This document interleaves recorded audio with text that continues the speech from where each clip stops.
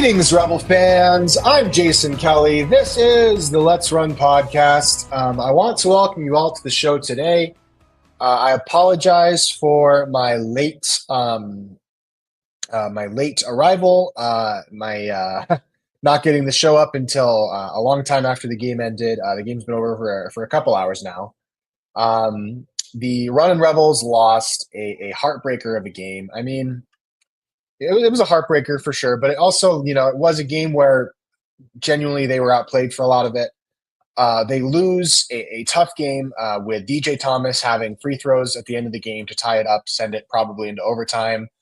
Instead, UNLV struggles from the free throw line immensely, missing 10 free throws and really struggling in the second half, especially.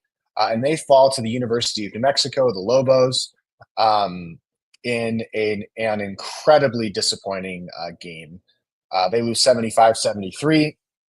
Let's go over the stats. New Mexico was led by two guys who played incredible. Nelly Jr. Joseph, who, put the UNLV front court in an absolute blender and dominated them the entire game. Nelly Jr. Joseph finishes with 22 points and 18 rebounds. No other Rebel had in terms of rebounds. I mean, the Rebels didn't have a guy over 10, and they really struggled defending him and boxing him out. He ended up with 7 offensive rebounds, and the second chance points by Nelly Jr. Joseph really killed the Rebels. But the real reason they lost was Donovan Dent, the probable best player in the Mountain West Conference, I think considerably, to be honest with you. He finishes with 34 points, 2 of 3 from 3, 6 of 6 from the free throw line, and looked like the best player on the floor, looked like the best player in the league, just looked excellent. So credit to him. The rest of the New Mexico offense really didn't give you a ton. They got 9 points from True Washington, 2 3-points. Mustafa Amzil had a 3-pointer go down, but really it was just Donovan Dent. It was just Nelly Jr. Joseph. The Rebels were led by DJ Thomas, who had an okay game, not a great game. He finishes with 18 points, 5 of 11 from 2, 0 for 1 from 3, 8 for 10 from the free throw line, 7 assists, 3 turnovers. And obviously, DJ he had a much better second half than he had a first half, but, DJ just wasn't the player that Donovan Dent wasn't able to carry his guys to victory, did miss that clutch free throw at the end of the game. In a really disappointing fashion. DJ, he was solid. He wasn't bad or anything. DJ was good, but just wasn't quite good enough. UNLV got 9 points from Pop. Pop had a rough game guarding Nelly Jr. Joseph, but offensively, I thought he played pretty well. 7 defensive rebounds, 1 offensive rebound. It was a pretty good game from Pop. It was probably the worst game from Bear Cherry that I've ever seen. He finishes with 8 points and 4 rebounds. Bear Cherry just doesn't look like a Mountain West basketball player at the moment. He's pretty good on the defensive end generally, but with that, Vern Harris, one of the officials, Bear was dealing with some foul issues and really just didn't have a good game. Jalen Hill, solid game from him. 8 points, 3 of 7 from the field, 0 of 1 for 3. 7 rebounds. I thought Jalen Hill played about as good of a game, as you could expect. Jaden Henley, bad game, not a ton of shot attempts. He did hit a 3, but just didn't make a big impact on the game. I was disappointed in Jaden Henley today. Rishwain hit 5 threes, was 5 of 10. In games where Julian Rishwain hits 5 for 10 threes and UNLV makes 8 threes, and shoots 38% from the 3-point line, it's really disappointing not to win those games. Jalen Bedford, terrible game. He was awful. He did hit a 3, but besides that, he only shot threes. I mean, he shot 1 2-point attempt. He was 0 for 1 and then 1 for 5 from 3. Bedford's been kind of a bust this season, and it's a bit sad because I really thought he was going to be a solid player coming into the year. Brooklyn Hicks, again, only 22 minutes. Don't know why. He finishes 3 of 5 from the free throw line.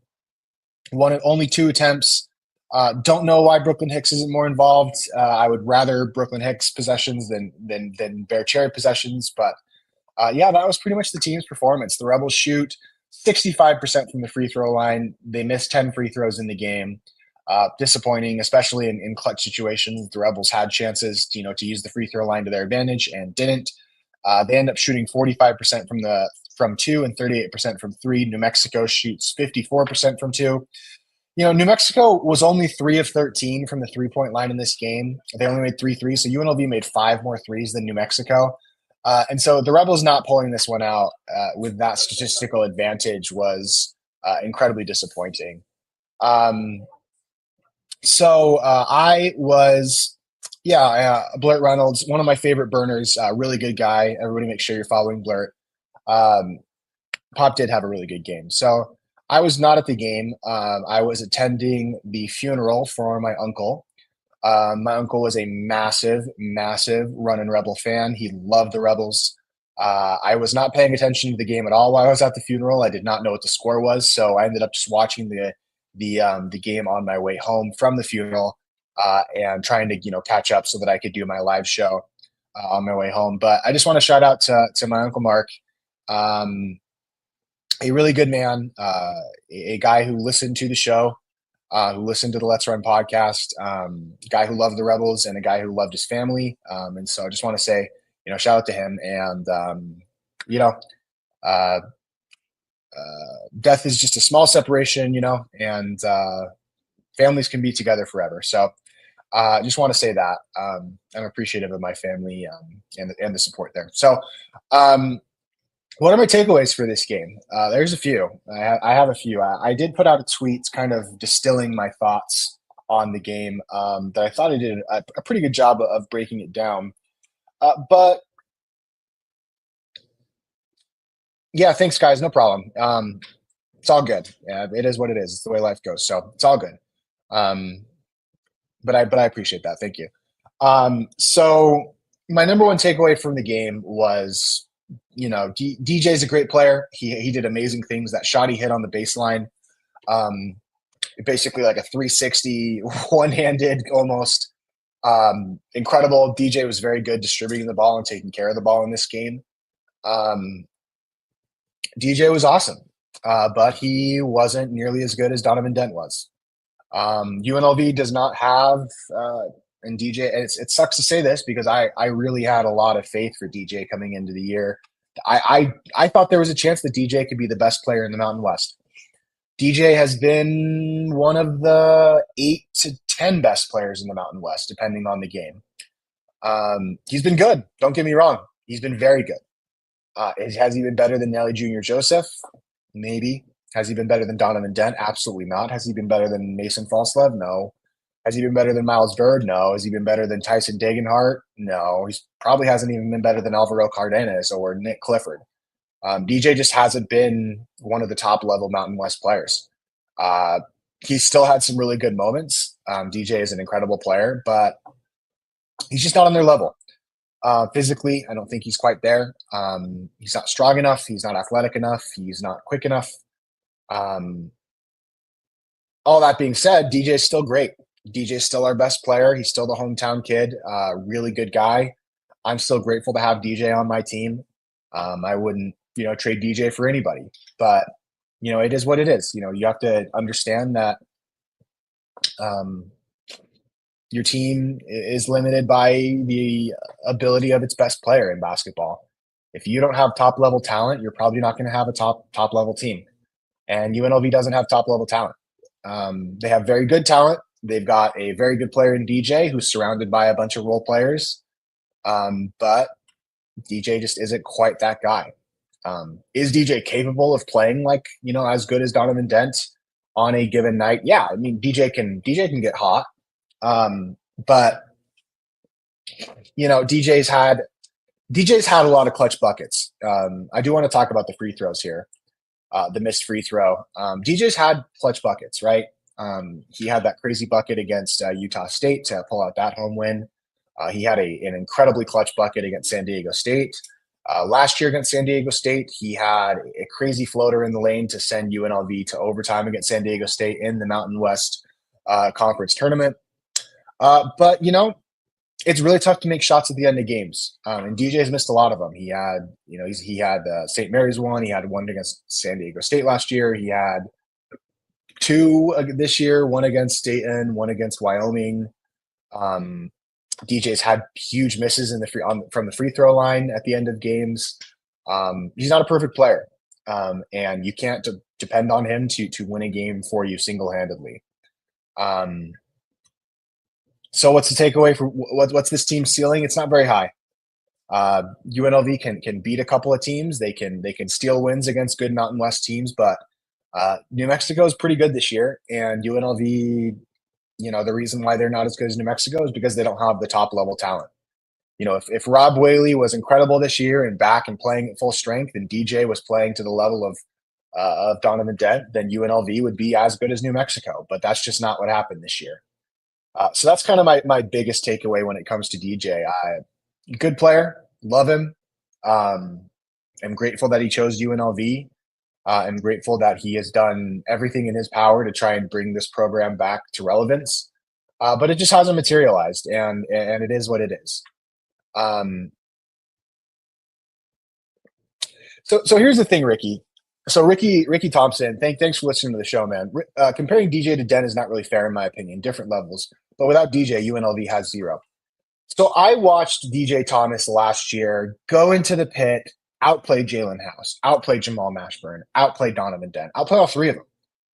Last year, I saw DJ Thomas at the end of conference play look like one of the top 5 best players in the Mountain West. I think DJ had that talent, to kind of try and be as good of a player as Donovan Dent, but he just hasn't.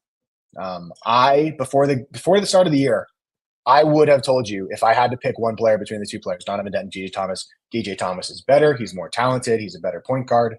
That's what I would have said. And I was wrong about that. He's not. He's not as good as Donovan Dent. So I think comparing DJ to Dent is completely fair. And the only way, you compare teams' 2 best players to each other all the time.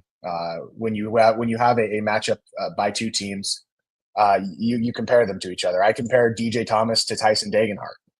I compare DJ Thomas to Miles Bird. I compare DJ Thomas to Nick Clifford because he's their best player. But Dent's been better, so you have to give credit to Dent. I mean, he's awesome.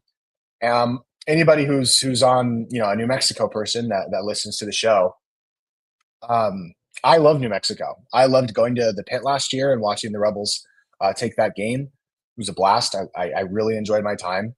And yeah, I'm always rooting for New Mexico. If I'm not rooting for one Mountain West team, yeah.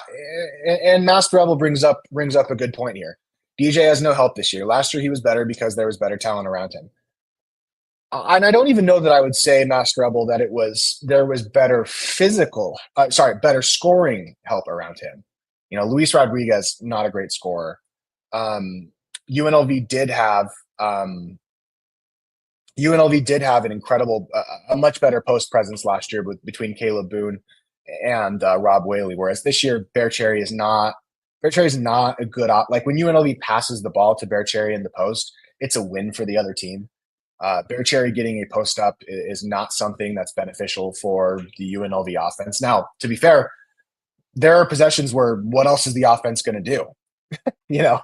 So I don't want to act like Bear Cherry is, that the Rebels can't ever pass him the ball. I mean, they have to. There's no other place for the offense to go. But yeah, I mean, DJ has no help this year. I mean, he does have help. He's got a better shooter. I think he's got better shooting than he had last year. Probably between Rishwain and Bedford, who's supposed to be a better shooter. But yeah, I mean, he was better last year because he had better physical talent around him. He had better size, better athleticism. And DJ, DJ was guarding Donovan Dent tonight. Last year, we would just stick Luis Rodriguez or even a guy like Justin Webster on Donovan Dent. This year, we don't really have anybody to play perimeter defense. Couple of questions. I want to make sure I get to everybody's comments. Still healing up. Yeah, I mean, I'm healing up too. Yeah, I mean, games like this suck. The program's just not in a great place right now. We just have to hope that it gets better. But I'm still going to love the guys no matter what. So rest up. I get it. I'm not, after losses like this, you don't get huge numbers on your show. The podcast do not draw as many people. Pack Killer asks, do you think there's any solution to our interior issues? I didn't watch the game myself, but allowing 42 points in the paint really stood out to me when I checked the box score. Correct me if I'm wrong, but that's not a good number to give up, is it? No, absolutely not. UNLV got pummeled in the paint. And a lot of it was just because Nelly Jr. Joseph and Donovan Dent played really well, and they were just dominating inside. Donovan Dent couldn't be guarded by anybody on UNLV's roster. And even when New Mexico was missing shots, Nelly Jr. Joseph was right there to get offensive rebounds and putbacks in the paint. And so, yeah, 42 points, it's a lot. You could give up more than that technically. Like it's not like the highest number you could give up, but like New Mexico wasn't getting a lot of shots to go from the outside, and UNLV by math alone, got 15 more points from the free throw line, from the 3-point line, excuse me, than New Mexico did. I mean, this is a game that statistically you feel like you should have won if you could have just played better defense and rebounded better, and had better clutch players. But UNLV didn't. So yeah, I mean, is there a solution to any of our interior issues? There probably isn't. I got to be honest with you. The only solution is Pop becoming, an all league type center. I don't see it with Bear. I mean, Bear's. Here's the thing. I mean, Bear. I talked about this on my podcast. Bear is a really good defensive center. Actually, you'd be surprised. He's not bad on the defensive end. His defensive rebounding numbers are not great, but Bear can play one-on-one post defense. But the issue with this game is the whistle was really loose early. I mean, Vern Harris was one of the officials, and there was some foul trouble, and it just wasn't a game where we were going to be able to get away with one player guarding with one player guarding Nelly Jr. Joseph. And so the reason why the team hasn't worked is because this team was, and this is, I guess, my second point. This team, New Mexico only had 3 3-point shots too, so they didn't really hurt us much. No, UNLV math-wise should have won this game. They didn't because New Mexico's a better team than them, and has better star talent than they do. But Blurt says Pop is about 2 years away, needs more development. I actually think Pop could be next year. That he's like, he is a good player right now. I mean, Pop is already fine. He's not a bad player right now at all by any means. In fact, I hope he's the kind of guy that sticks around UNLV and stays through what could be a coaching change coming up. But UNLV, the way that the roster was built is that DJ was supposed to be the methodical point guard who was distributing the ball to players. There was supposed to be a little bit of shooting with Julian Rishwain and Jaden Henley, and Jalen Bedford was supposed to be a much bigger part of this team, and he's been a flop. I like Jalen Bedford as a player, and he just hasn't been good. But this team was supposed to be an inside-out basketball team. You were supposed to see dominant Bear Cherry post-ups. You were supposed to see dominant Rob Whaley post-ups. The team was supposed to start from the interior and move out to the exterior. And that just has not, after the first 2 games of the season, that just has not materialized at all. Bear Cherry isn't a good post player. He has the talent to be a good post player, but he just hasn't performed. In the post, he's too easy to give up interior positioning. And yeah, I mean, Bear's just not it's not it yet. I mean, maybe Bear could be amazing next year, an incredible all-league type player, but he isn't right now. And so disappointed in Bear this year, probably the biggest disappointment on the roster for healthy players. But this team was built to be an inside-out offense. And the Rebels don't have the inside game. They're relying on jump shooting to bail them out. And DJ, as good as he is, hasn't been able to physically overcome that issue. The fact that last year, the Rebels could throw it to Caleb Boone, could throw it to Rob Whaley, and could generate offense simply because those guys were so strong and were so crafty and were good finishers. And this year, that just isn't an option. And so it puts more stress on guys like Jalen Bedford and Jaden Henley, who just, Jalen Henley's been fine. He's not great. He's not a great player. He's good. If Jaden Henley was our first guy off the bench, I think that would be a really good spot for him, but we're relying on him to do too much. And Jalen Bedford, I don't know what's gone on with him, but the staff just can't seem to put him in the right position to succeed. And he can't seem to put himself in the right position to succeed. So Reno Hater says, DJ is best when he can run, yet Kevin doesn't play that style, and the pieces around him can't run anyways. That's another thing. Um, DJ is probably a better. You're right. DJ is probably a better up tempo player. This team was playing up tempo. They were early on in conference play, but for whatever reason, I think that the Rebels have allowed other teams and other coaches to dictate the pace of games. New Mexico is a very good up tempo team. They're actually really good. This New Mexico team's pretty good. Um, are they amazing? No, but they're pretty good. And um, to be honest, DJ, I don't think that any player on this team is put in their optimal position to succeed. And so, you know, the roster just isn't well put together. That's kind of the point of this comment. And Reno Hater brings up a big reason why teams are able to shut down Bear Cherry, and that is that Bear Cherry doesn't have a left hand. Um, he's not strong. He's not as strong as he looks, honestly.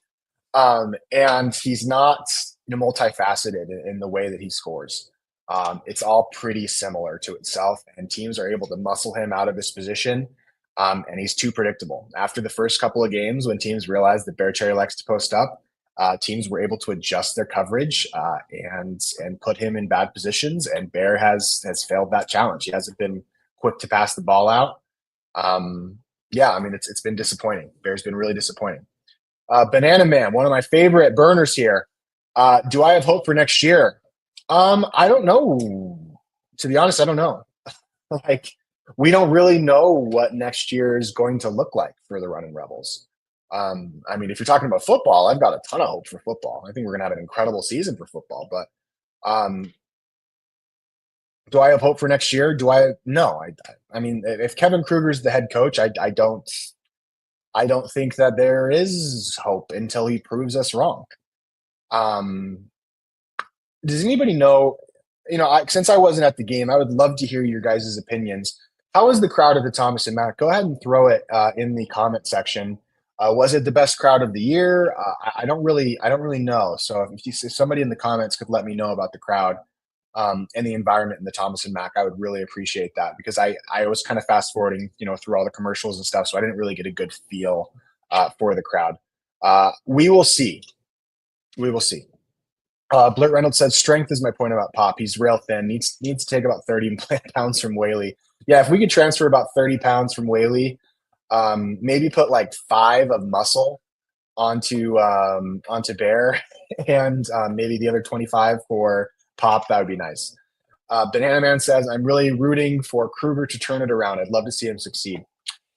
That's the saddest thing about this whole thing, is that Kevin Kruger, being a good head coach, was and still is, to be honest with you, the best case scenario for this program. But he just hasn't really shown that he's capable of doing that. I mean, I would love Kevin Kruger to turn it around, but the problem is, say he turns it around and goes on a fluke run to win the Mountain West Conference Championship game, which he won't, because the Rebels are the worst performing conference championship team that I've ever seen. What does that really mean? Are guys like DJ leaving anyway? This guy just doesn't bring a lot of confidence, for the program. We're getting some comments about the crowd to say good. Mullen fired them up. Crowd was definitely the best of the year. Attendance was relatively good. Once Mullen came on the mic and told everybody to use this as a warm up for football season, it sparked the fans. Well, I'm glad about that. I mean, Dan Mullen is a charismatic guy who has a lot of who's going to bring a lot of confidence to UNLV fans. I think attendance for football next year is going to be pretty good, to be honest with you, and it's because of Dan Mullen. And Banana Man says, more specifically, do you have hope that we'll be able to successfully pivot from Kruger without some awful rebuild years? And Blurt Reynolds answers the question for me. He says, it depends on who the next hire is. And that's absolutely true. Do I have hope that UNLV basketball can turn it around? Maybe. I mean, maybe. We just don't know who the hire is going to be. We don't know if we just don't know yet. But here's the thing. Next year is not going to be the year that changes the fortunes and the that changes the fortunes of UNLV basketball. Reno hater says it can't get much worse. Sadly, what I would say to that Reno hater is that it can. We could have Marvin Menzies as our head coach. We could hire a complete disaster of a head coach like Kenny Payne at Louisville. I mean, it's possible. The thing about Kevin Kruger is the program is mediocre, but it's not a bottom barrel program. You know, it's not the crust at the bottom of the it's not the crust at the bottom of the of the barrel.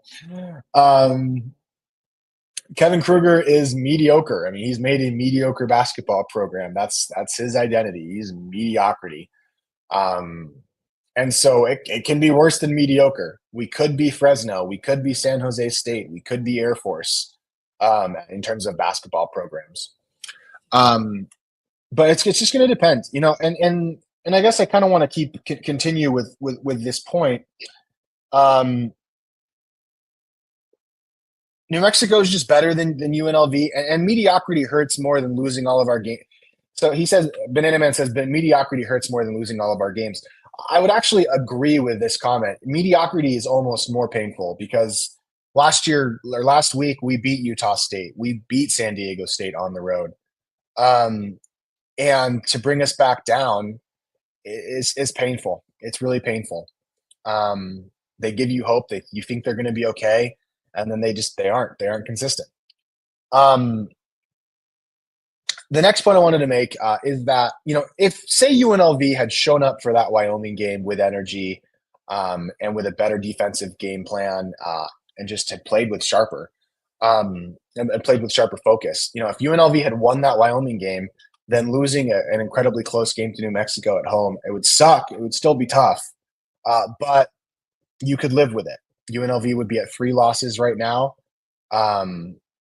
I think the Rebels have a pretty good chance of beating New Mexico at New Mexico.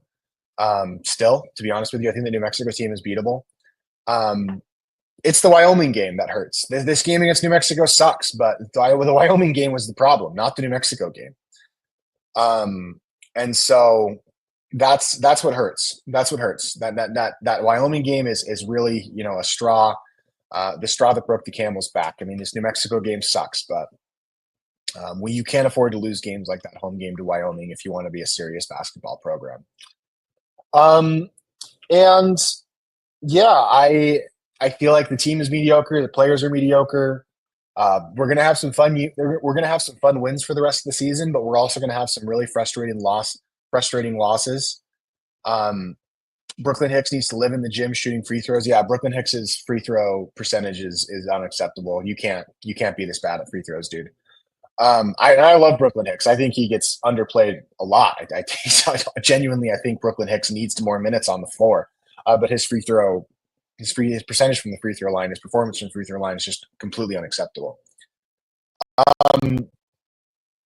So I guess like I'll close out the show because we've been going for just about half an hour. I'll say that, you know, this is just what UNLV basketball is right now. There's going to be some really depressing nights at the Thomas and Mack for the rest of the season. There's going to be some good wins. There's probably going to be an upset win. You know, you might see us snag a win at Reno. You might see us snag a win at home against San Diego State. There's going to be some frustrating losses. I don't know that we're going to be able to beat all the teams. You know, there might be some more. You know, you might see a home loss to Colorado State. You might see UNLV blown out by Boise State at home. It's going to be disappointing, and there's going to be some fun moments too. So as UNLV fans, all we can do is just kind of enjoy the ride. We can't fast forward to 2 months from now, and frankly, I don't want to.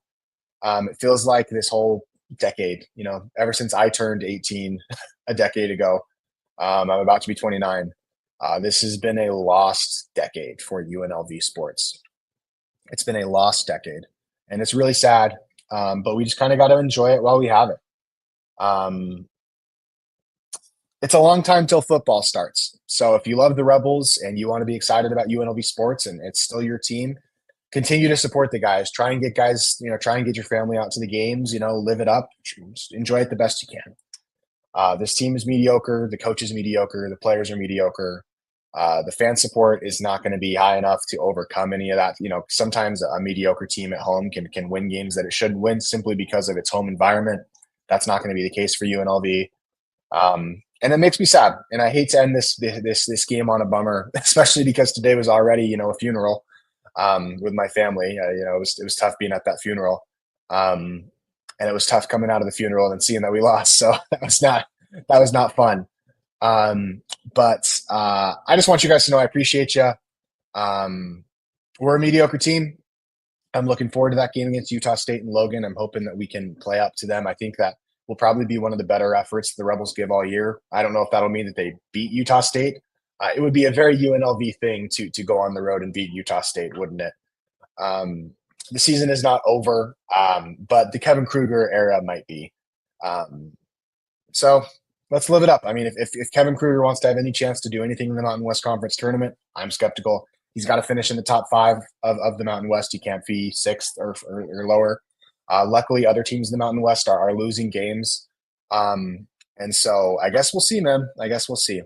So I want to thank you guys all for jumping on the show today. Even a couple hours after the game, almost 200 people listening is great. And I'm going to keep supporting the guys. I'm going to keep being at the games. I hope you guys will shoot me a message at the Thomas and Mac. I'm happy to meet up with any of you. I'd love to talk to Rebel fans, shake your hand, talk a little hoops. Please, please, please keep coming to the games, guys. Please, please, please, like the show, retweet it. It means a lot to me, the fact that we have this community online. I love it. I love all the Rebel fans, to be honest. Even Rebel Girl and the people that I know aren't listening to this podcast. If you love the Rebels, you are my friend. And I want to be your friend. And I want you to reach out to me and let's talk and let's build a community together. Because football season is going to be really fun. And basketball, we'll just make the most of it while we can. So, guys, have a great day. I'm going to go change out of my Sunday clothes and kick back and enjoy the Lakers and the Warriors tonight.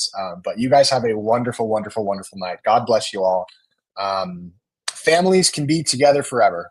I promise you all that. Love your family. Hold them close. Let's run.